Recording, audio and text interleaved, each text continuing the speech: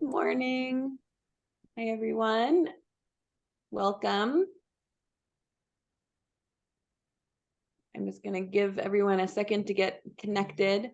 I will say to folks that are just coming in, we do have a smaller group today than we normally do. And so if you're able to have screens on and kind of participate in the conversation, that would be wonderful. But I also know that there's always, connection issues and that kind of thing going on. But if you're able, it's nice to see who's on the call. And sorry to be starting just a few minutes late, but we were just letting people kind of trickle in and people may still join. But I'll just say hello and welcome really quick, and then I'll turn it over to my colleague Jessica to run the session. I'm Jenna Kolaski. I work for the Vermont Council on Rural Development. And this workshop today is part of our, it was kind of a last minute addition to our Vermont Community Leadership Network and our kind of normal schedule of events. The Vermont Community Leadership Network actually emerged in 2020, partly in response to folks at the community level that were working really hard to support their friends and neighbors and themselves through the pandemic. We saw that there was really a lot of interest in people connecting, sharing best practices, sharing tools and strategies. And out of that has grown this opportunity that I have really loved being a part of for the last few years to bring community leaders, volunteers, municipal leaders, nonprofit leaders, business leaders together across the state and really share things that are working, share the challenges that we're seeing, and also learn from and with each other. And so over the last few years, the VCLN has really become a place where we hold regular workshops, we hold regular conversations on issues that emerge as important to communities that we're working with. And of course, when the floods hit a few weeks ago and continue to impact the state, unfortunately, there's a lot of need right now for folks like you and others that are really acting quickly in response to immediate needs, and then also already starting to think long-term about how to rebuild and recover in an effective way. So we've stood up a couple of conversations to connect folks that are serving those roles. We had one last week. We'll have one coming up. I don't remember the date. Alyssa, if you could share that in the chat, we'll have another kind of open conversation, but we also wanted to have some more structured sessions where we have experts and leaders and people with experience share what's working. And in this case, really thinking about these community funds that have either restarted, continued to serve, or started during this time of response. So we have some wonderful experts and leaders on the call that can share their experience with this topic. But first, we have a small enough group here that I would love to just quickly go around and do a quick hello and intro of who's on the call. And I'll just call on people on my screen, just a quick name and any affiliation that you want to share. And I'll include staff and our speakers as well. And then I'll hand it over to Jessica. So maybe Jess, you want to start with a hello? Sure. Jessica Savage. I work with Jenna and Alyssa at VCRD. Nice to see you all. Okay, and I'll go to Alyssa next. Hi, everyone. Alyssa Johnson, also at VCRD. All right. Kate. Oh, you're muted. Sorry. Hi, everyone. My name is Kate Neubauer. I'm the program officer for climate and the environment at Vermont Community Foundation. Great. Jill?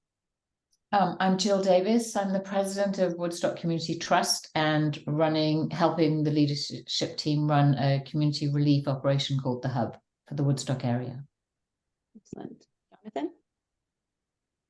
Good morning, everyone. My name is Jonathan Williams. I am the Senior Grants and Contracts Manager at the Vermont Food Bank. I'm also one of Barre City's state representatives, and I'm here today as a board member of the Barre Community Relief Fund. Excellent. Liz? Hi, everyone. I use she, her pronouns. I work for the Alchemist Foundation and am here today representing Waterbury and maybe to share a little of my experience with community funds during Irene. Great. Al? My name is Al Bellucci. I use he, him pronouns, and I am working at the Vermont Community Foundation as a Health Equity Program Manager. Great. Emma. Hey everyone, Emma Paradise. I'm the Senior Policy and Program Coordinator at Common Good Vermont and New Headway. Just here to learn more about the resources available to me. Thanks. Amy? Everyone, Amy Stewart. I volunteer with the Stowe Land Trust and with the Lamoille County WCC Affordable Housing Committee, and definitely here to learn more. Excited to hear from you all. Thanks. Naomi, hi. Hi, Naomi Ranschleifer. I'm up in Greensboro, and for the purposes of today's call, I'm the Vice President of the Greensboro Association, and we set up a community relief fund that has been helping Greensboro and the whole surrounding area here in the Northeast Kingdom. So looking to understand best practices, working on the ground with people and how to sort of dole out money as all these other pots are becoming available as well. Awesome. Thanks. Karen? You got to unmute first. Yeah. Hi, I'm also in Greensboro, co-chairing the community relief with Naomi. And yes, and a lot to do, a lot to learn. Thank you. Great. Laura. Hi, I'm Laura Cavan Bailey. I use she, her pronouns, and I'm the Climate Economy Program Manager at VCRD. Thanks. And Bob. Hi, Bob. It's like you're still muted, Bob. I think after 2 years you'd learn that, but anyway, I'm Bob Atchison from he, him pronouns from Plainfield as Town Energy Coordinator. And my second occupation in retirement is I'm a climate warrior working with Declare Emergency. So try to be proactive and reactive in both places here. Great. Thanks, Check. Bob. Mona, are you there? Yes. Yeah, Mona Tulba, and I am the Health Equity and the Community Engagement Coordinator for the Office of Health Equity Integration at VDH. Nice to see all of you. Thank you. Thank you. All right. Thanks all for joining, and I'll hand it over to Jessica to take the lead from here. Great. Thanks, everyone. And thanks for being here. And it's kind of nice to have a small group for this conversation, because I really do want it to be a space where we can be conversational. I'll ask our wonderful panelists some questions, but then we're really going to save a bunch of time at the end so that you can ask your unanswered questions or bring up themes that you want to touch on today. So Jenna, you did a great job of having everybody introduce themselves. So just to be clear, because we're kind of on my screen, we're in the, all the little gallery view here. So we're going to hear from Kate, Jonathan, Jill, and Liz, and then we'll open it up to everybody else as well. Does that sound good? So I'd love to hear from each of you, and I'll call on you because maybe it's not obvious to you which order to go in. I'd love to hear from all of our panelists just what your fund's origin story is. Where did it come from? Is it new? Has it been around? And yeah, tell us how it was born. Kate, would you like to go first? Sure, thanks. The Vermont Flood Response and Recovery Fund was established at VCF, I think the second day of the rainstorms in early July. To date, we have raised over $5 million and have quickly gotten immediate response and recovery grants out. We've awarded over or close to 200 grants totaling over $2 million to communities all over the state. This is our first phase of our kind of recovery fund strategy, which was immediate response. Our second phase, we're like slowly moving into, as I'm sure some of you are as well, which is kind of the recovery piece. That's kind of building back communities. We're really focused on a number of focus areas that have kind of deeper strategies to that. And then eventually, I'm not sure when, we'll get to the third phase, which is community and watershed resilience, which is really kind of systems level how do we make our communities stronger, and how can we get Vermont better prepared for extreme weather events like these. I'm happy to answer any questions, but that's kind of the quick overview of what the fund has been doing over the last month. Thanks, Kate. Wow, $5 million. That's kind of incredible. Jonathan, would you tell us about your fund? Sure. I'm kind of the guinea pig. At the moment, we are building this plane as we fly it. The Barre Community Relief Fund is a newly incorporated 501c3 that is designed to provide emergency grant funding to individuals and businesses who were impacted by the flooding here in Barre City and Barre Town. We were originally going to operate through the Barre Area Development Corporation, but as they are a 501c6, they cannot issue grants. And as such, we incorporated very rapidly and are standing up our grant programs now while simultaneously fundraising. We hope to start issuing grants by mid-August, and we have raised approximately $200,000 so far with a goal of $1 million for flood relief. Wow, thanks, Jonathan. Jill. Hello. So we're one step ahead of Jonathan because the origin of our fund is that we saw our community go through this twice, and we set up temporary relief funds twice, once in Irene, once during the pandemic.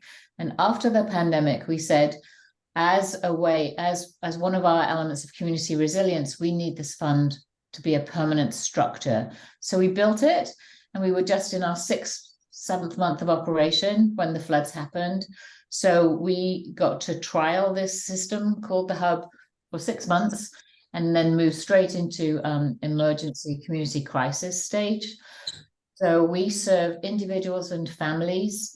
So far, we've got 74 people on the book, and we raise money from private individuals and foundations like VCF. We've raised 180,000 right now. We've been paying people's bills.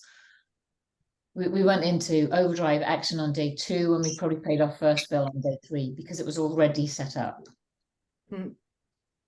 Wow, that's great to hear. Liz. So I've got threads on a couple of different things that I want to share, and I will probably keep sharing them throughout the conversation.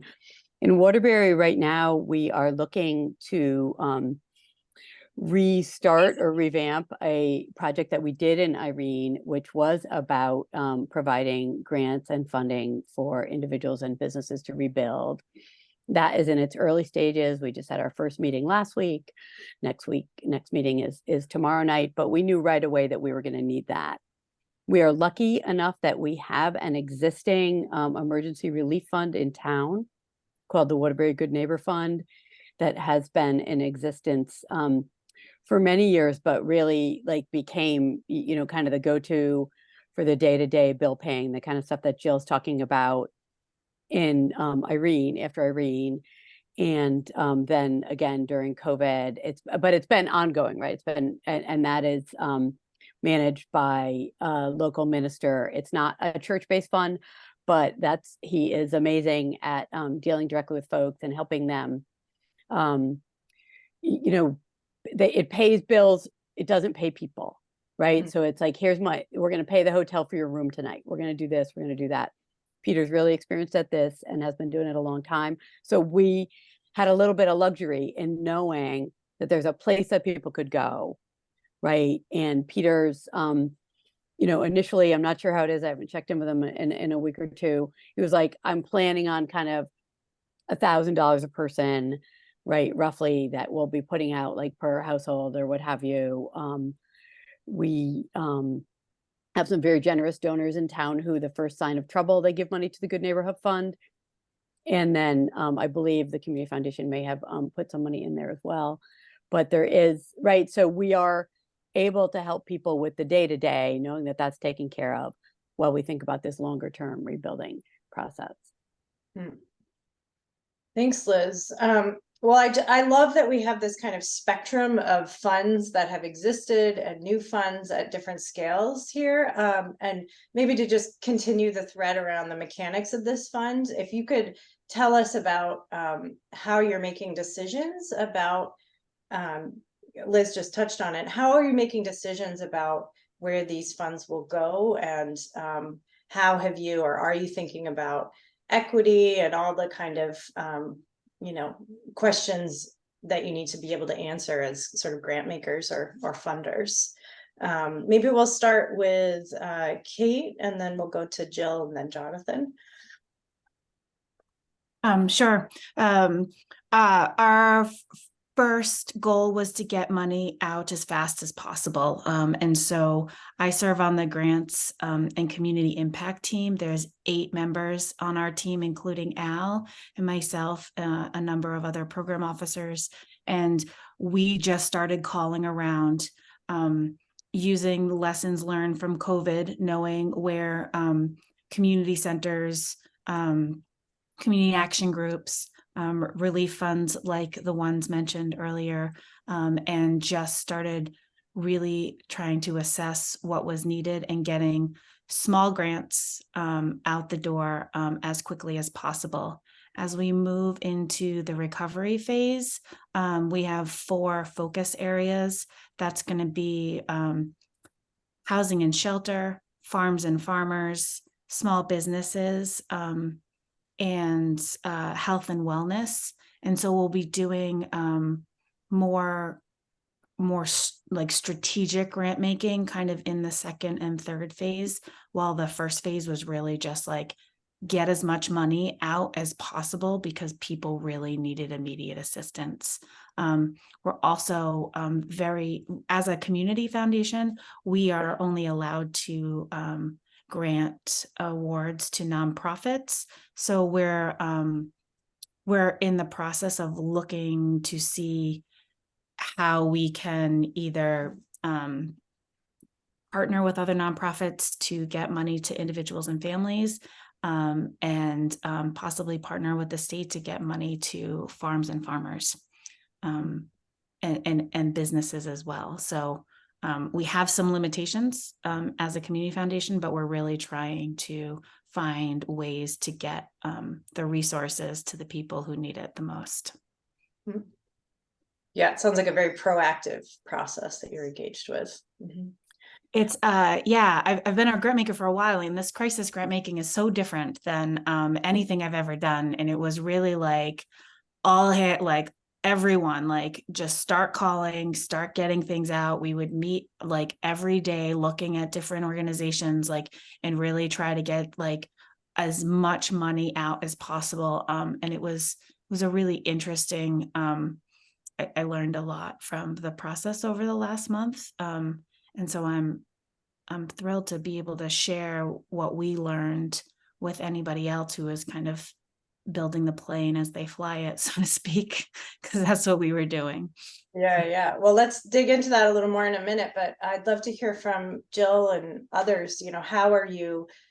How have you been getting funds out, and maybe has that changed over time, Jill, given the sort of trajectory of your fund? Okay, so we have 75 applicants. So that's people. So the first thing we obviously had to do is go out and get those applicants in. And we asked for funds as well from people. Then we can match the two. We didn't worry about how much money we had in the bank. We just started reaching out to applicants and getting them in and getting their needs. I'm sorry, repeat the question, because I feel like I could go in many different directions. Sure. Yeah. What is your process for getting your funds out to either? Okay. And tell us who your target populations are. Okay. Who do you give funds to? So we give funds to individuals and families. We don't have an income limitation because we think if you're in need, we learned this during the pandemic. If you're in need, you're in need. You might have built your life to have 100,000 in income coming in, and then if you're hit with unexpected expenses like driveway repair or flooded basement, but you've still got to make your car payments and your mortgage payments and all the other expenses that you've built your life around, you're still in need. And your need might actually be bigger than the person who's earning 30,000, who's built their life around a 30,000 income. So no income. The first step is you fill out a form, and we have an online form. The fastest way, person goes online, fills out a form, it goes straight into our system. We can call them almost immediately. We have a geographic limitation, so we have to say no to people outside that geography, but not income. We have this amazing system based on case advocates. So traditional case workers, social worker kind of people who talk to the applicant and find out what their need is. That's probably, you asked us to prepare some questions. And when we think about what makes the system work, those case advocates are one of the most special links in the system, because they have to speak to the individual. The individual is often in high stress, and what comes out is very rambled. They have to work with the person to help find out what's really going to help. And that's been the most confusing thing right now, because people don't know. Many people are just stuck. They don't know what's coming from FEMA. They don't know what's coming from their flood insurance.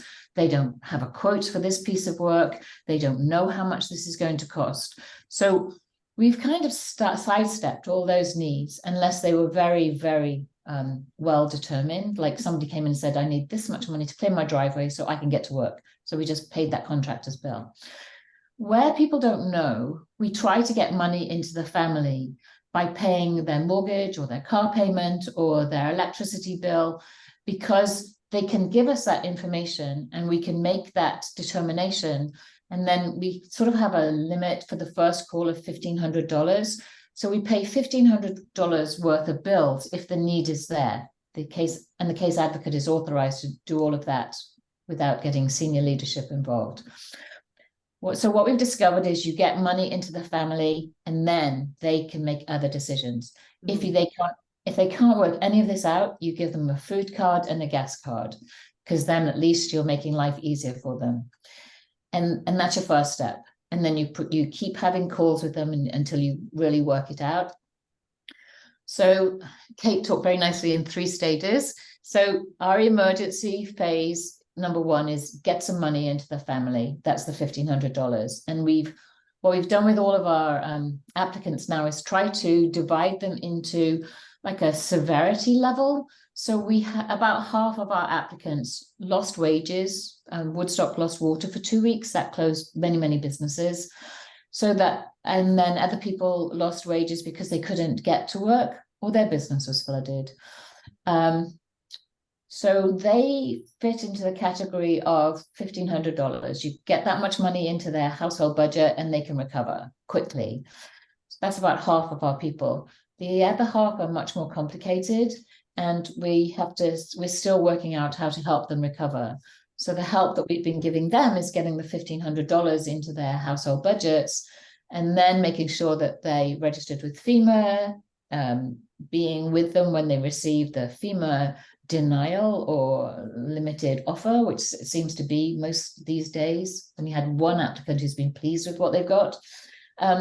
And now we're at the stage of trying to work out, so how much can we help these people? Because sometimes they might need everything in their basement replaced, which hopefully Efficiency Vermont is going to help us with. So you can connect to them with that program. Sometimes they need to spend $70,000 rebuilding their house. Sometimes their house has gone altogether and they need a new home. We don't have that sort of money, so we have to work out how much is coming in, how much can we give each individual, what are the most effective things we can do. We're trying not to be judgmental, but we are saying, if you want to replace your appliances, the ones we'll help with are the ones that Efficiency Vermont back. Are you going to rebuild in that flood zone? Then maybe you can raise the level, things like that. So giving people help as it comes to us, passing it on. It's much harder, and that's why it's stage 2. We anticipate that we'll be involved in stage 3, which could be the buyout program, which could make us advocates for 2 or 3 years. We actually don't know if we can take that on yet, but somehow we'll make sure that there is some sort of advocacy service there.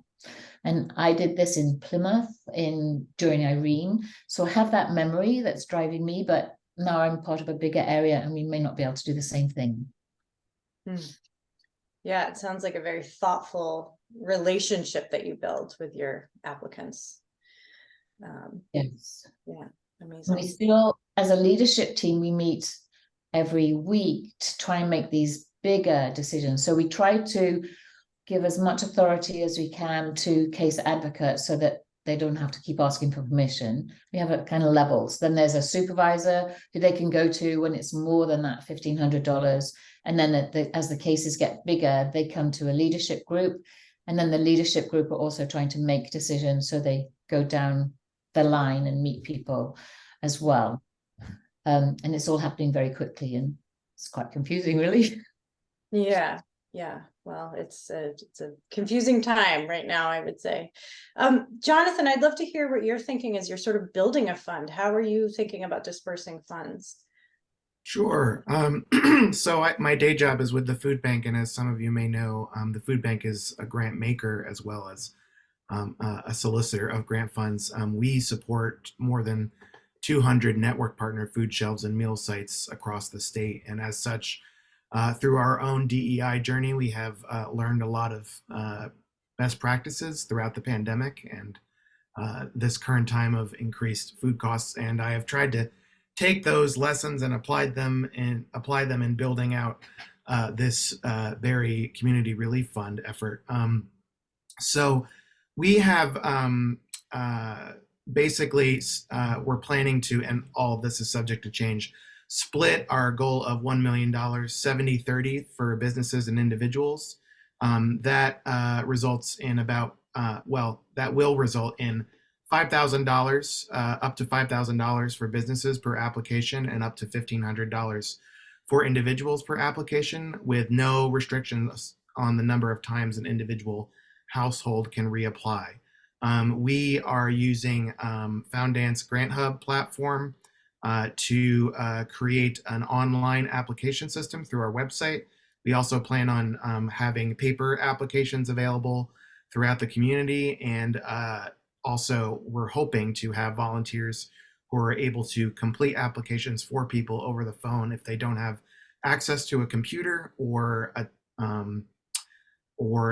any sort of technology.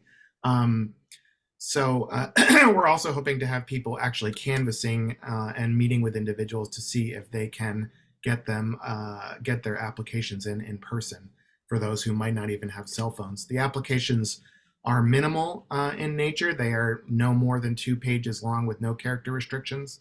The funds, if awarded, will be fungible, which means there are no restrictions on how these individuals and businesses use those funds. There are no mandatory reporting requirements whatsoever. We have no way of enforcing or vetting any that we're entirely volunteer based, that they spent the money on what they said they would spend the money on. But we are asking for a small amount of demonstration of need upfront through the application. That $5,000 and $1,500 are based on some math. The $5,000 for businesses is about the average of a pandemic era grant program, emergency grant program, and that $1,500 is approximately the cost of rent and utilities, or rent and monthly food expenses in the city of Barre for 1 month. So hopefully that shakes out to about 140 businesses supported, and 200 persons supported as well. Again, there are no restrictions on the number of times an individual household can reapply. Businesses will be restricted for submitting 3 applications. And we have evaluation rubrics that will weigh. We have a volunteer grants committee that we're setting up right now, right this second, and they will score those applications using the Grant Hub program, so they don't have to convene to meet. They can just score them, and then we will cut the checks. Hopefully that means a very quick turnaround for in the time applications being submitted to the time checks are being cut. We don't even have checks yet. We're waiting on a checkbook. So we're doing our best here. I think I'm trying to incorporate grant making best practices, DEI grant making practices. The grants, the volunteer grants committee will be comprised of persons who were impacted by the floods, persons from marginalized communities, LGBTQ plus, BIPOC individuals, hopefully, and yeah, that's what we're doing. Yeah, no, you are building the plane while you fly it, but very thoughtfully. Katie, welcome. I recognize that your hand is up, but we're hearing from some panelists. It's okay. We're a small group, no big deal. We're going to hear from the panelists for just a little while longer, and then we're going to open it up to a full group discussion. So unless you have a burning question, if you just don't mind waiting about 10 more minutes. Liz, last but not least, how does your foundation, and it sounds like in partnership with some other funds, how do you disperse funds and how do you make those decisions? So just to clarify, right, the Alchemist Foundation is not flood specific. This is just just my day job. Sure. Right. The Alchemist is a generous donor and will be throwing down for all the funds that are in our footprint area, or just because we love Barre, right? But that is my boss grew up in Barre, and so that was one of our first donations. But in terms of what we're specifically for the Waterbury area, right? I'm going to put kind of the Rebuild Waterbury operating procedures in the chat from 2012. We haven't built new operating procedures yet. I can talk just a little again about the Good Neighbor Fund is really direct response, right? So Reverend Peter Pluggy, who runs that fund, meets directly with people. He goes to their homes and sees them. He figures out their situation and just kind of helps what is needed for immediate help.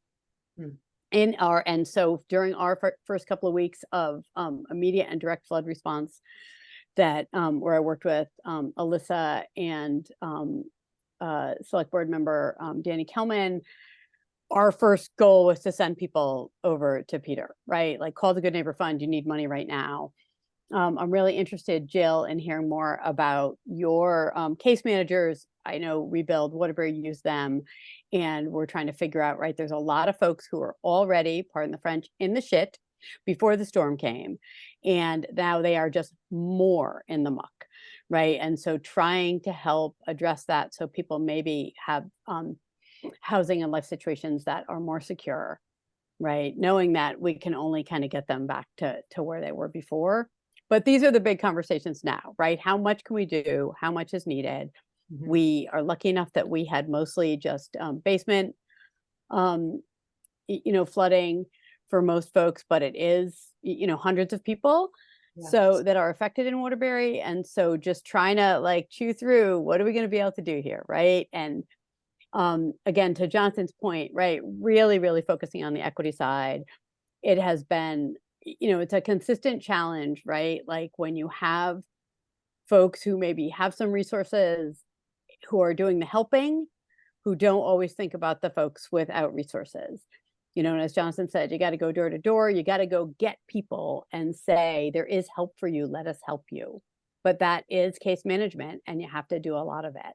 So that's something we're thinking about a lot right now, is how are we going to build an ongoing team of people who can support these folks through what is going to be a very long haul. Yeah, well, maybe we can dig into, I heard two themes I'd love to dig into before we open it up. I could talk all day about this. It's so interesting and relevant, really. I would love to hear more about how do communities, individuals, businesses, and organizations send out the signal that they need help, and how can we get people to ask for help? How can we connect, these multiple streams of funding to people? And Jill, I think you did an excellent job of outlining how you're thinking about that in Woodstock. But yeah, Liz, if you want to dive in. No, I don't want to answer that. I want to answer Katie's question because we have her for 5 minutes. Oh, okay. Oh, let's right. answer. So can you, sorry, Katie, talk about your experience? I'm sorry. I'm so sorry, but it seems really important. It's okay. Just go for it. Just a quick response to Jonathan, actually, because we similarly made a very accessible application for our Montpelier Strong Fund, the first grant round. And our hope was to distribute to as many businesses that needed it. And so we made it very simple. We also had paper applications that we gave to people and put on the doors of businesses when somebody wasn't there. We ended up with at least 6 of them that were fraudulent, and it took a bit of detective work to figure that out. But we realized for our next grant round that there are really good ways to make an application to filter that. And so, yeah, we learned a lot, and I just wanted to put that on your radar that random people will fill it out, and to really keep an eye out for that kind of fraudulent behavior. And I can go into detail. I'm happy to do that another time, or individually if people want to reach out, how we figured that out. But I just wanted to put that on Jonathan's radar, or anybody else's. Thank you. Yeah, and if there's things you learned that you could share here, that would be great. If there's follow-up needed, that's fine too. But Can I add something to that? So there will always be fraudulent claims, and I think you have to try to sift them out as best you can. One of ours appears to be that we call the person and we don't give any money till we speak directly to them. Some people don't return calls; they walk away. We just think they don't really need it, or we reach out 3 times and then we stop. So that's one way we do it. But I would encourage people not to spend too much attention on fraudulent claims. There'll always be some.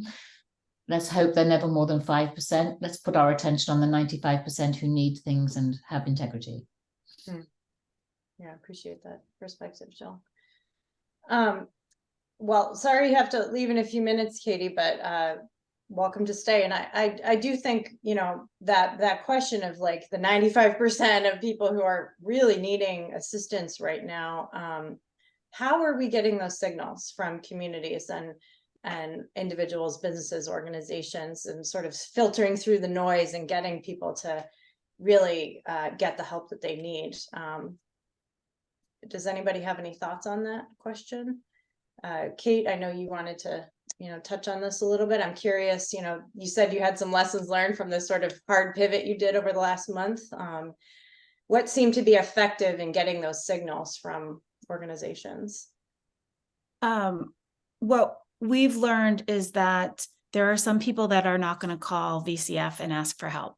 And so we need to be very proactive in getting into communities and researching where the help is needed, instead of just being responsive to those who call, and really trying everyone in our team getting outside of our network, and really like going to the places where we believe help is needed, and making those kind of cold call. I've made a lot of cold calls and said, do you need resources? What is the work you're doing? Al can also explain this too. And I think what has resulted in that is a lot of newer organizations getting money that might have not received money because they wouldn't have thought to call to ask. And so when we talked about this for this workshop, I know that different communities are going to ask or not ask for the help they need. And I was wondering other people's experiences in really focusing on getting the help that is needed to the places that may not be asking for it, but we know that there is need. Yeah, and I think this is about the time I was going to open it up to the full group. So let's just do that. Does anybody have any thoughts on that question? I'm sorry. What's worked well, or what have you learned about that question of getting communities to ask for help, or finding out they need help and going towards them? We've worked a lot with the police and the emergency services people, because they were the boots on the ground. So we had a simple card with our number on, and they just left that card with all the people that they thought needed help. You can't give help, you can't force people. So you have to give them the information and then wait for the call or the online application. there's also an intermediary group of people who are very trusted within certain communities. So we have a mobile park home, and somebody from one of our other nonprofit organizations has worked very closely with those people, helping them insulate their homes. And she ended up as the contact. So we talked to her rather than talking to the 20 people who live there, because she's the one they trust. And so she's the one who says, apply and they will give you money. And she's the one who's collectively making an ask for that group of people, because not all of them will come forward. So you have to have these trusted people in your community who've built the relationship over 2 years or more. Yeah. Naomi, am I saying your name right? Yeah, sure. I would just echo, I think, what Jill is saying, in that what we've been finding here in Greensboro and the surrounding area is really needing that trusted person on the ground. And luckily, we have a very active network of volunteers, as well as partnering with some of those other community liaisons that we've traditionally partnered with in the church pastors, in our general stores, who are sort of front people for, and are seeing people come in and out and know the people who've been hit really hard and know that they maybe don't have funds to cover things. So we've worked with them to sort of set up accounts that are funded on the back end so that they can help sort of just subsidize those things, as well as, up here in the Northeast Kingdom, we also have Northeast Kingdom Organizing that has on the ground volunteers going all over the place, knocking door to door. But it really is knowing the neighbors in sort of a really hyper local neighborhood region. And it can be as, whether or not you're on that street or not, or a few streets over, of whether or not somebody will actually open the door for you. And I think that there's a lot of going back day after day for some of the people that need help, and helping in ways that sort of allow them to let their guard down to the point where you can ask some of those questions and potentially help connect them to larger resources. But some of it's just showing up with a hot meal every day, or coming with fans and, mucking equipment or whatever it might be. And so trying to figure out all of those, individual people that we can help support in whatever way it is, whether it's coordination or funding or partnerships with our really local entities. And I think that that's where, to like Kate's point, it's been really helpful to have a partner in VCF who can help sort of distribute to the local communities where they know those individuals, and then can help disperse it at that level. Because I think it's a mechanism we saw work through COVID. And that's certainly how our Community Relief Fund was set up. We set it up initially in COVID. And so then it took only a matter of hours to relaunch it in the wake of the flood, which was really great to see. And some of the partnerships that we developed are still really strong as a result. So, yeah, that the grant from the Community Foundation really ticked us up, and all of a sudden we're starting to see major donations coming in. So, and we have one of our grantees here, which is, I'm glad she's listening as well. So excellent. Yeah, I'm hearing some really incredible themes here around funds as resilience making, collaboration, and sort of like the growth that happens with collaboration. I'm not sure where the crowd wants to go, but I'd love to hear what your unanswered questions are. What do you want to ask these panelists? What do you want to ask each other? What are you pondering right now in your sphere? I think we're trying to figure out, much like Kate, I think it was, that how we can actually fund individuals. So we're trying to, because that's probably not something that we're set up within our foundation, in our association. So we're trying to find direct partners, such as Rose down there, Rose from Civic Standard, who's jumped into a brand new entity and become one of the big playmakers for our community. Just how we can reach individuals, because we have several GoFundMe pages for local people that everyone knows about. And they're getting funding, but there's just endless amounts of people in our community that no one, and as I think we're also finding that they're reluctant to think they need help, and they do. Yeah. Well, how about from our panelists or anybody else? Do you have any experience you'd share with Karen about effective fund making to individuals or families, and how to do that well. And also maybe what capacity that requires, because we're an all volunteer organization, and hearing you guys saying that you're reviewing all of these applications and having fraudulent applications. And I've seen a few of your examples, so thank you for having those on the website, but it would just be helpful to understand sort of what we're looking at. So this is the work of the case workers, case managers, case advocates. And I think I was interesting listening to Jonathan. It's really important, but $1,500 isn't very much money. And if you know your caseworkers, you can authorize them. They don't need to go to a grants committee to ask for that money. You can get rid of that step if you feel comfortable with them. There is a lot of work that they need to do to find out what they can pay. And so the other thing, I'm not sure if it fits right in here, but one of the bills you have to be really careful about paying if you're a nonprofit is paying rent, because come January, you'll be asked for a W-9 for that landlord. And we don't pay bills now until we have a W-9, because we've learned the hard way what a lot of work it is to get a W-9. So I would avoid paying rent if you can pay a car payment or a mortgage payment or a hospital bill to somebody that you don't need a W-9 for, I would pay that one. Free up the money so they can pay their own rent. And then you can avoid lots of paperwork later on. So the question was about how do you get money into the hands of the individuals? You pay their most pressing bills. And then you relieve their stress. And you make it simple for your end. Thanks, Jill. Katie, your hand was up next, but does anybody else want to share any thoughts on this question before I know you have to go, so.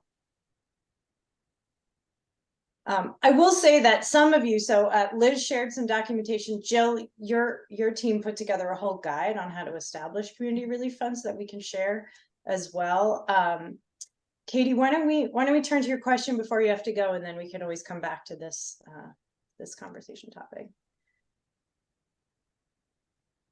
Thank you.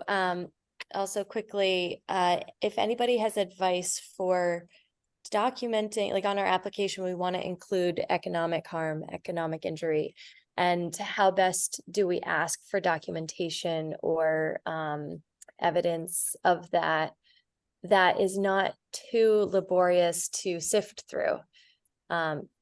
So if anybody has advice. What do you mean by economic harm?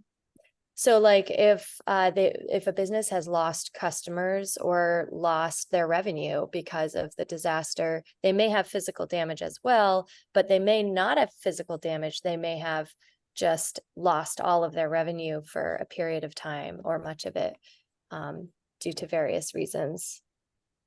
So I can give you one set of answers. We don't ask for much documentation because as we worked with different people to create this organization, the more forms you put in front of people, the less they'll apply. And we've tried to build the system so that it has as little stigma as possible. It's as easy as possible for the applicant.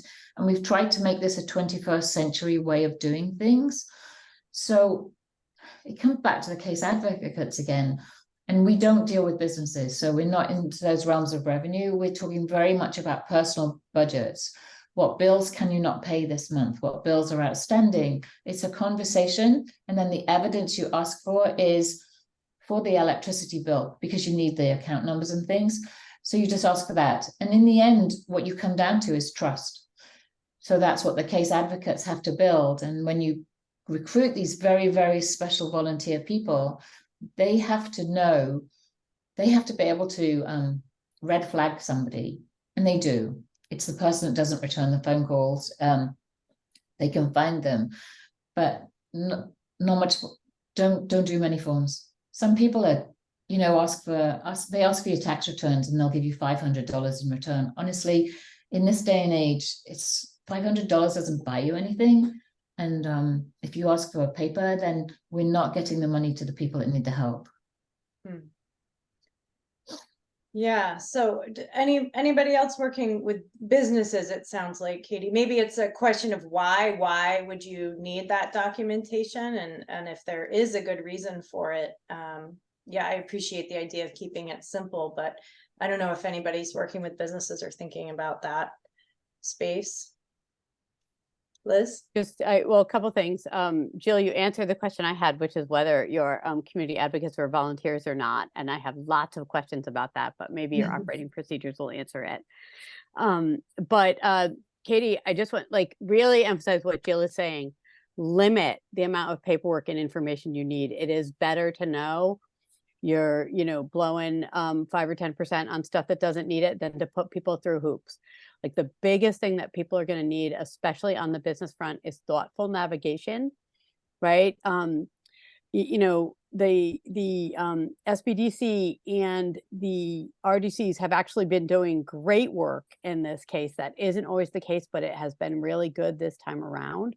So being able to help business owners understand, this is part of a puzzle, right? They're going to be putting together lots of big puzzle pieces. It's, right? That Bear Pond Books got slammed, that they have loss of income. It doesn't matter how much it is. Right? Those are things you don't need to know. It is not relevant because you already know the entire business was flooded, and whether their sales were, $5,000 a day or $5,000 a week, it's irrelevant because you're not giving them $100,000. That is one of the big things when Jonathan's talking about best practices in philanthropy, right? The part of the white supremacy in the philanthropic field is around the barrage of paperwork and tests and hoops that people have to go through. And what Jill is talking about is the most enlightened way to do this, right? Is to make it easy, make it fast, and do not torture people with tens of million hoops because they do not have the capacity to do it, and it adds nothing. Right? At the end, you're going to put out a big report that says, we raised this much money, we gave away this much money to this many businesses, our average amount was this. That is all. No one is going to care about any more detail than that. I promise you. Right? I did this a lot during Irene. I started the Main Street Fund last time, right? And I did a business fund in Waterbury. I did a business fund for Capstone. I did the Main Street Fund. So I have a lot of experience with this. It is okay. You do not have to get a lot of information. What you want is to build relationships with folk.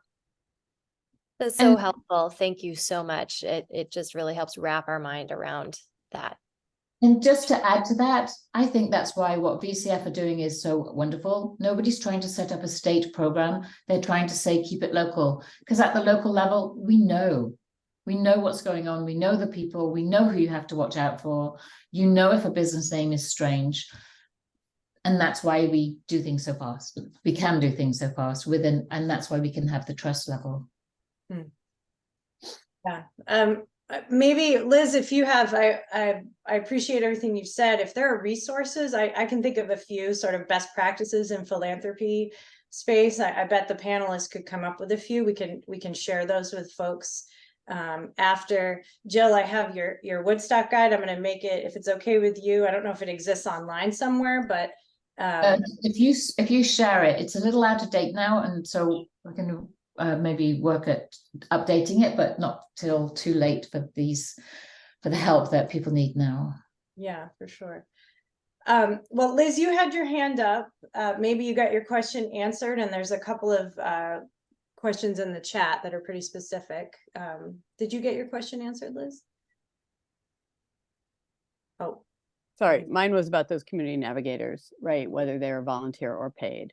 Right. Yeah. So I do see a question from Mona about agencies working with individuals affected by the flood in Chittenden County. Liz, that's a great idea. CVOEO. I don't know if others have organizations to point Mona towards in Chittenden County.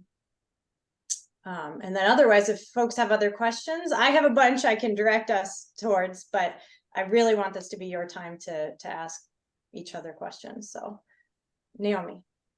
I think one of the things that we're facing right now in this transition between the immediate funding response and the sort of long-term recovery one is, while we're still sort of doling out the emergency ones for the food and shelter, trying to think about how both to support and navigate that process of other funding, but recognizing that in those conversations, we're talking with people who really won't be eligible for any of the other kinds of funding because they were already really, really hard up beforehand, and the places they were living maybe don't even qualify as legal housing. And so they're not eligible for any of the FEMA funding or any of these other types of mechanisms that are falling into place. And so I'd be curious from the folks that have sort of gone through this before, what that looked like and how, because, you know, obviously we have some of the numbers we've been talking about, that goes really far when you're talking about covering some initial utility bills and food. But as soon as you start talking construction bills or sort of major infrastructure, that money disappears really, really quickly. And so I'd be curious if anybody has any insights into how to manage that process or build, you know, a fund specifically with that sort of larger scale need in mind. Yeah, Jill. So I can answer this, and I'm answering it from Irene, which is 12 years ago. So working in memory mode is a bit dangerous, but it's almost like we have to take a breath, which is really, really hard given how fast we've all been working. But you can't, and what I say might be quite muddled because we haven't worked this out. I mean, the questions are, how do you allocate money fairly when everybody needs more than you can ever give? A bit like Liz's answer to business, right? So if you give everybody $5,000, is that fair? It's equal, but is it fair? Or do you wait and see what did they get from their GoFundMe page? What did they get from FEMA? What did they get from their flood insurance? Now, can we wait until we get all that information and then make a decision? I have to say that's what we did in Plymouth during Irene. We had a fund. We were helping people with very short-term needs. And then we ended up with a pot of money and we were able to share it out between like 10 people. And I remember sitting in a room and having different people's names written down and scoring why did they need to repair this drive, and did they need this and did they need that? And we tried to come up with some equitable system. We ended up paying for somebody's private driveway, long driveway, but it's the Vermont story, house rich, cash poor. They couldn't get no emergency vehicles could access the property. The couple weren't earning anymore, couldn't get them out to hospital. So we ended up giving them a big chunk of money. And I think we ended up like giving money to 5 people. It felt like it. We bought a mobile home for somebody. We spent money in big chunks when we were able to have that information. And I think the ongoing thing was, is everybody okay? Are they safe? Do they have a home?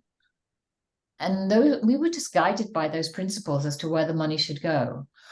But it's a very different story today. The housing thing is so much more complicated today than it was then. I mean, back then, we got somebody's mortgage forgiven, and then they took out a new mortgage and bought a house down the road. Into the house, we made sure they were all okay. They were whole. There's no houses down the road to buy. I don't know what we're going to do. I don't know how we're going to keep children in our school system. These are big, big questions, and maybe we can all have thoughts together for the future in a couple of weeks when we have time to think about those decisions, because they're not easy. Yeah. Liz? If I can weigh in on that a little bit too, right? Like one of the biggest concerns that I have are, of course, renters, right? Just what's going to happen to them. We know we're going to lose units. Obviously, a huge concern for Barre as well, right? Being able to know that we're losing these important rental units. We already have a housing crisis in Vermont, right? There aren't enough units. And so trying to figure out what do some of these longer term things look like? As Jill said, like the pauses, right? So you have the immediate stuff, right? Cleaning out people's basements is labor intensive, but easy, right? Getting them to slow down before they like buy new appliances and put everything back in their cellar is hard. It does take months before people can kind of do the work and get the contractors, if they own their homes, to think about moving things up, right? There's really like this big, and nobody wants to think like that, right? They don't, but in Waterbury, we're in the unlucky or lucky position of being able to say, okay, 12 years, slam, we know we have to do something different. what I have been trying to remind, town leaders is that something different will come from this larger community conversation.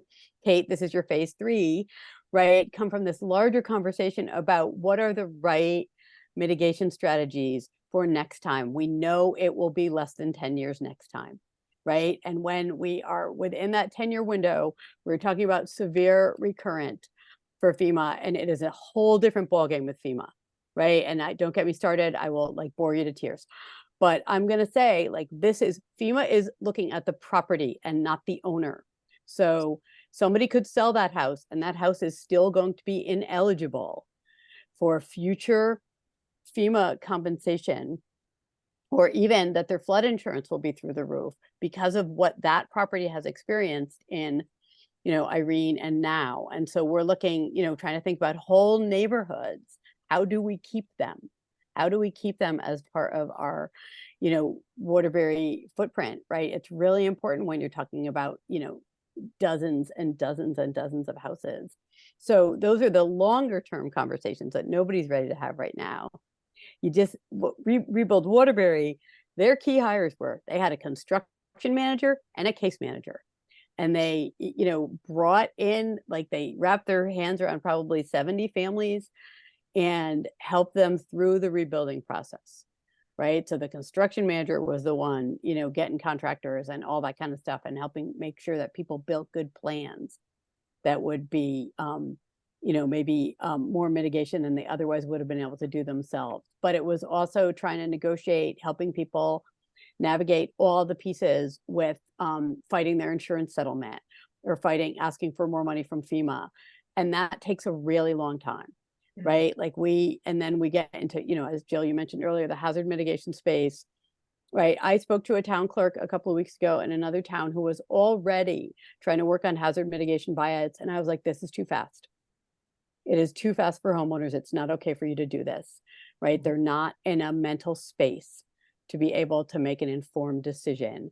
When you're saying we want to buy your house and take it from you, it's fine. It's at the July 9th price, but the fact of the matter is it's too big a decision for someone to make in crisis.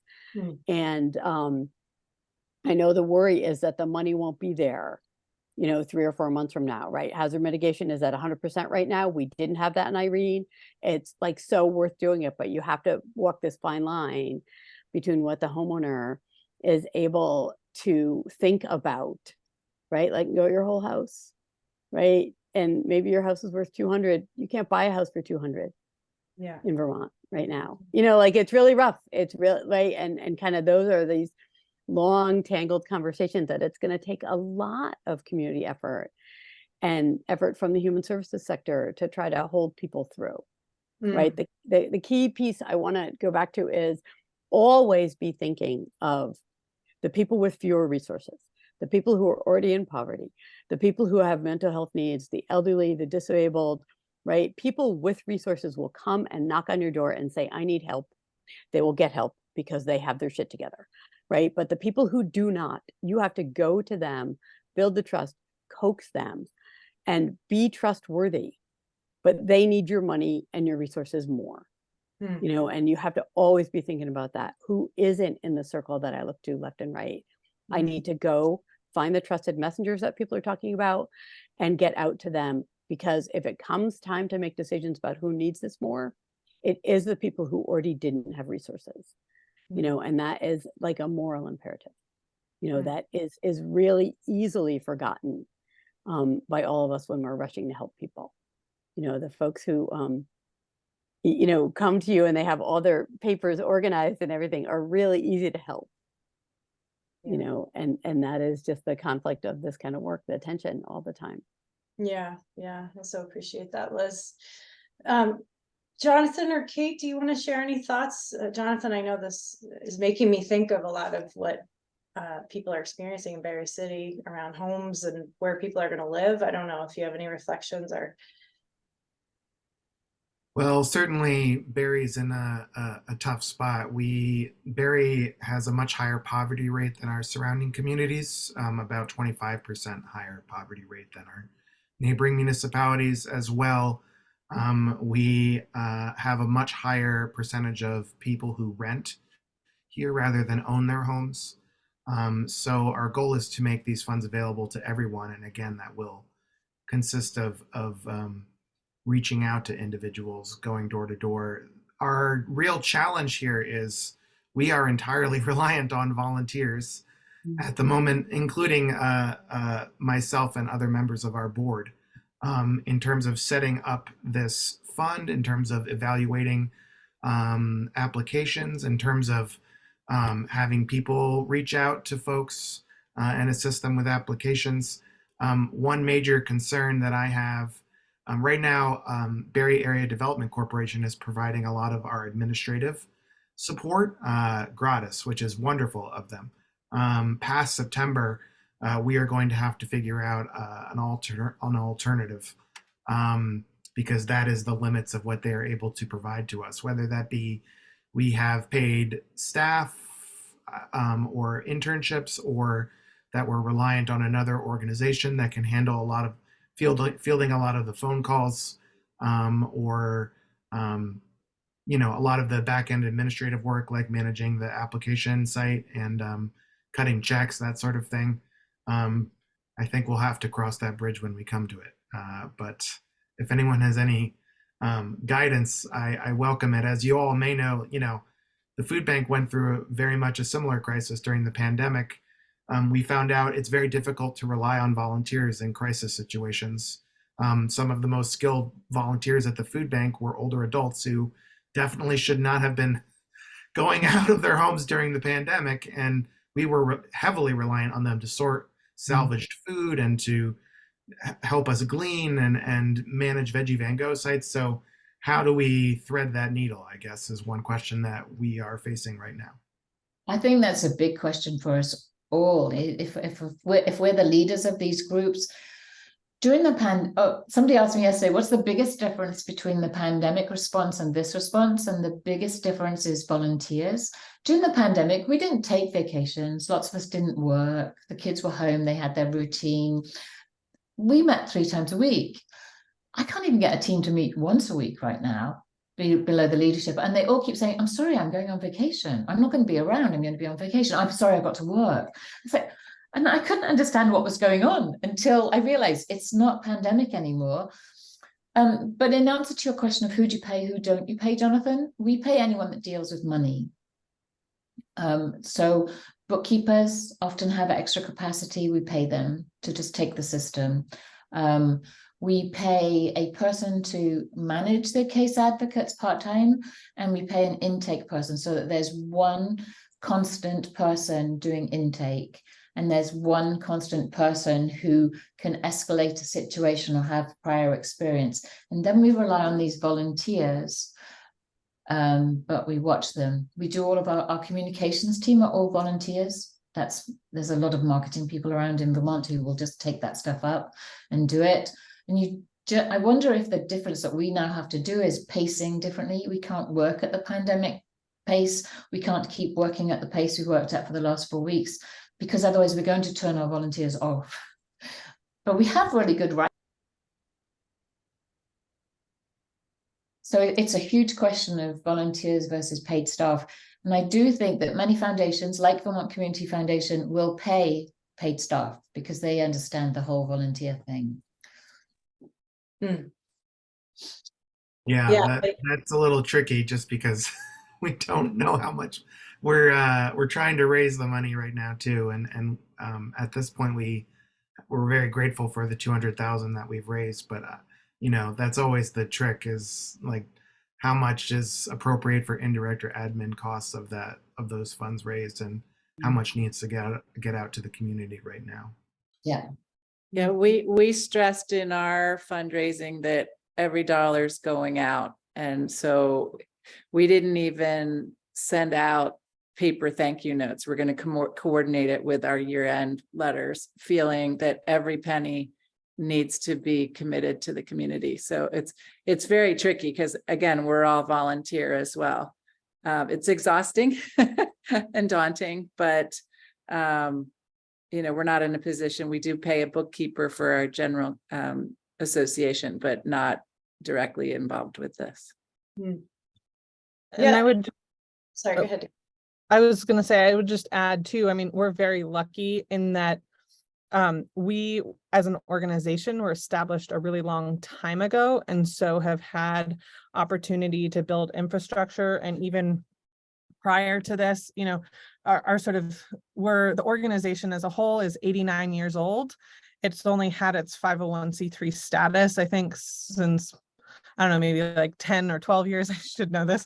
But in the process of sort of going about establishing the foundation aspect of our organization, we had a lot of input from our board and community volunteers into sort of developing that infrastructure. So I guess we were very fortunate in that the years leading up to this, we've done bylaw revisions, we've done all sort of standard operating procedures to make sure we have our fiscal controls in place. And we're lucky, at least in this community, we have a lot of people who professionally in their lives are financial advisors, CPAs, things like that, and who are more than willing to help on our sort of scale, because I mean, most of what we're dealing with is like tiny amounts compared to what these people are dealing with on a daily basis. And so for them to sort of weigh in and oversee that and sort of oversee the funds as a larger package, which for us, we now over the years have 4 funds, the Community Relief Fund being the newest of them, and one that operates differently because, as Karen said, like all the money coming in goes out, whereas we also have 3 other buckets. One that was a community endowment fund set up back in like 2015, and we have a lake reserve fund because here are worried about invasive species and all of that, and the climate mitigation. And here we were very lucky because the lake held, you know, millions and millions of gallons of water, which made it so that we had a lot less damage. And so I think that it's a really interesting opportunity to sort of tie all of that together. And then we've seen through the fund's growth also this unprompted fund come up, which is our unrestricted fund. And that was just people seeing the value and the need, and that is in a reserve fund status. So the board has the right to spend its entirety at any point. And then there's like this community relief fund. But I think as organizations sort of in different startup modes, a lot of it depends on sort of what your goal is for it sort of in the long term. And are you looking to build and maintain funds, or are you just trying to raise this fund, get it all out the door, and then sort of start over, and what that scale looks like? Because we did, as a group, sort of approve like additional potential funding for bookkeepers or needing people to sort of help. And we've talked about potentially needing to bring some capacity on to help on that application review and just following up with people. I think for our community relief fund specific grant awards, we made the decision as a committee that we weren't asking for any application. Sort of going back to that, we have a very simple, just like Google form for our other applications, but for the community relief funds, we're already doing that work in communication with people, and felt like we could just give the money out and we can track it. We know what work is being done. And so that process is a little bit different, but based on this conversation, I am really thinking about that next phase of recovery and what sort of, when we are doling out money in different chunks to people that, you know, we don't have longstanding histories with, or maybe won't track afterwards, or what we as a nonprofit that is also managing funds at a larger scale sort of need to make sure our financial people are okay with, so that we can hold up that sort of fiduciary element that we as a all volunteer organization are doing. I think to Jill's point, like, yeah, during the pandemic, a lot of time, people had a lot of time, and I saw how much sort of the mutual aid networks that VCRD also helped connect across the state were providing essential services in our community. And we haven't in that time sort of shifted the models to make it so that these are permanent, paid, supported positions. And so I think I definitely am seeing some of the conversations happening again in terms of how can we use this opportunity to strengthen some of these resources and put things in place in a more permanent way, or, you know, recognize that these needs exist always. You know, like our food pantry already had a 25% uptick prior to the flood, and that was because so many of those essential services had dropped off from the COVID era. And so it was like, for us, that was an easy, like instant check to the food bank because we knew they needed it. And we had also developed like a food voucher system with here. We have the Center for an Agricultural Economy to like partner with grocery stores to get that sort of money out into the hands of people, but trying to figure out, well, are there systems that we're developing in these times of emergency that we can maybe streamline and make so that it maybe like takes some of the burden off a lot of the volunteers moving things between places and coordinating. I don't know. I'd love to hear these conversations keep going, because I know we all get to a point where we're sort of like maxed out on our hours, and you're sort of like, I need to get back to my other job, or like all these other things that we're just trying to handle in our own personal lives that are still going ahead at full steam. So, sorry, that was a lot. No, I think it makes me want to talk about a lot of different things, but with the amount of time left, I'd love to see if there's one or two more questions that anybody has. Jen, I saw you came back on camera. I don't know if you had a question you wanted to put out there.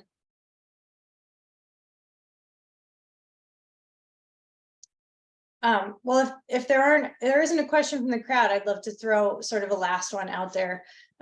You know, as we think about moving into recovery and beyond, which is sort of the cyclical thing, is what I'm hearing. How are you thinking about resilience? How are you thinking about what would really work for the goal that you have for your funds? What does the future look like that you imagine in that state where you really feel like we have resilience and we have the resources we need to be resilient? From your funds perspective, I know we could go big and talk otherwise if you want to, but I'm really from your funds perspective, what does that look like?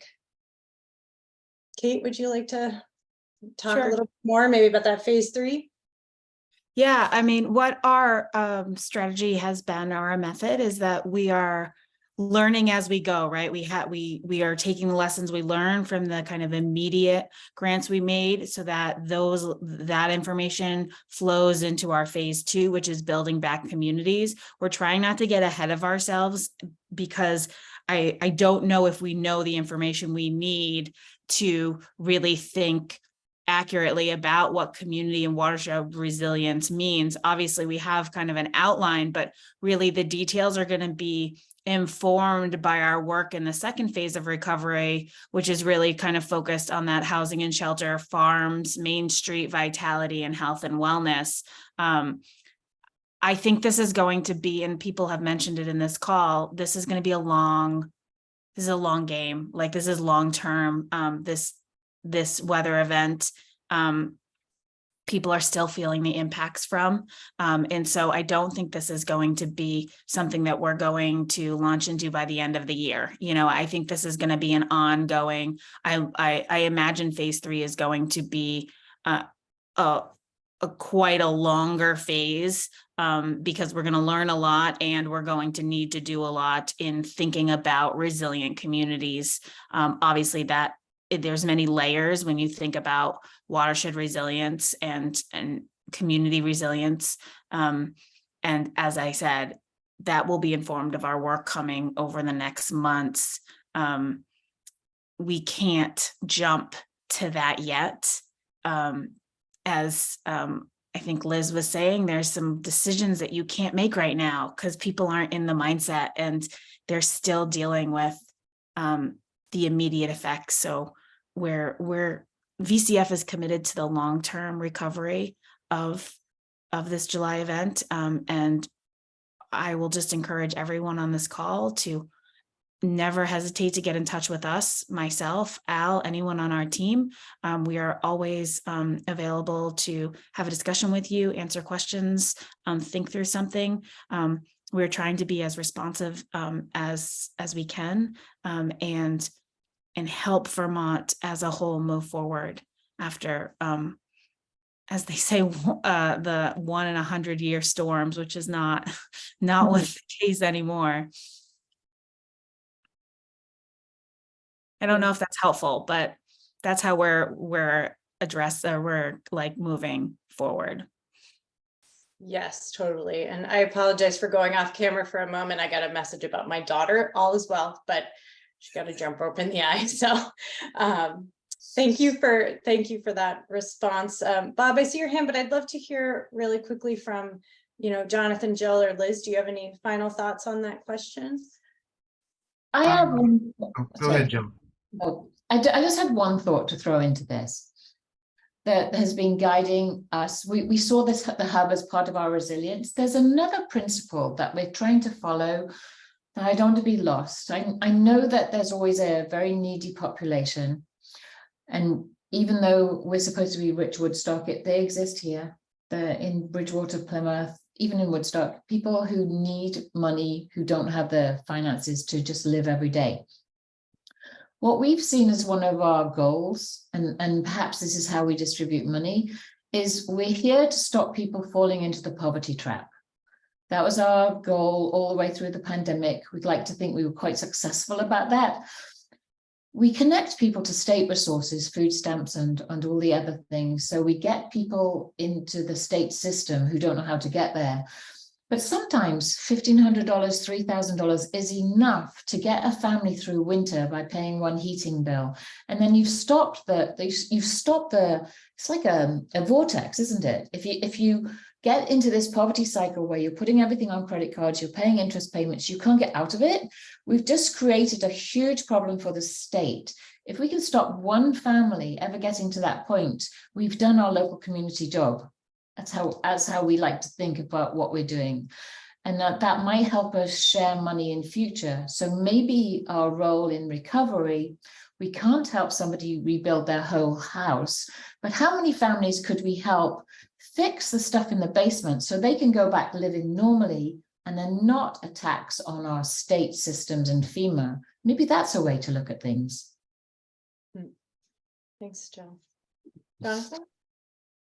Yeah, in terms of looking out long term, anything past January 1st of 2024 is just a void in my mind. We're trying to respond to the need right now. There have been tentative, brief, hushed conversations about what the Barre Community Relief Fund would look like in 2024 or 2025, but I really don't think we can have an informed conversation about that until we go through and evaluate our first grant making efforts. And so TBD there. But I'm confident that we will be able to help a lot of people in the immediate. Great. Thank you, Jonathan. Good luck with that. Liz? Just really, it's been a privilege to be here, and I have way more thoughts than I could articulate, but I am available to talk to folks or help them talk through challenges or think through what might be the right thing for their community. Anytime. I put my email in the chat, and just hit me up anytime. Thanks, Liz. Bob, do you have a final question? We got 2 more minutes left, so if you can keep it short, we can hear your thoughts. Sure. I think that I'm inspired by listening to all of your different slants and everything that having to help people with limited funding and everything else. But I think that we should keep our minds on what's the real root of this problem. And that's that we have a national administrator, Mr. Biden, and we have a state administrator, Mr. Scott, neither of which has had the courage to declare a climate emergency. If they did, there would be a little bit extra funding going on in there, but instead they both continue to kowtow to the fossil fuel death project. And we all know that the people that are out there in terms of climate justice, the ones who suffer the most are the ones who have the least to do with the cause of this. So just keep that in the back burner. And when you have an opportunity to act out, speak out, whatever, please do. Check. Thanks for that perspective, Bob. And I just want to thank everybody who joined us today, because you really are truly showing up for your communities and have been for a long time and will be in the future. And on that note, Alyssa put it in the chat, but on Tuesday next week at the Vermont Technical College in Randolph, it's VCRD's Leadership Summit. And we've added quite a bit of resources specific to flood response and recovery. We're also working on having a flood experience circle of support for folks who have experienced flood related trauma or distress, and really just trying to meet the moment as you all are. This recording will be available, and any additional resources as well will get sent out to this group and anybody else who registered. And please feel free to share it, invite people to attend the future VCLN workshops. And I just want to give a special thank you to all of our panelists today, and the audience, which was amazing. So really appreciate you all. Jenna, do you want to take us out, or what do we think? I don't have anything to add. Okay. Thanks, Jess. And I'll just echo the thanks to all of you for all the work that you're doing. Great. Thanks, everybody. Have a great rest of your day, and please be in touch if we can be of any further assistance. Take care. Thanks, and hang in there, everybody. Doing great work. Bye-bye. Bye-bye. Love you all.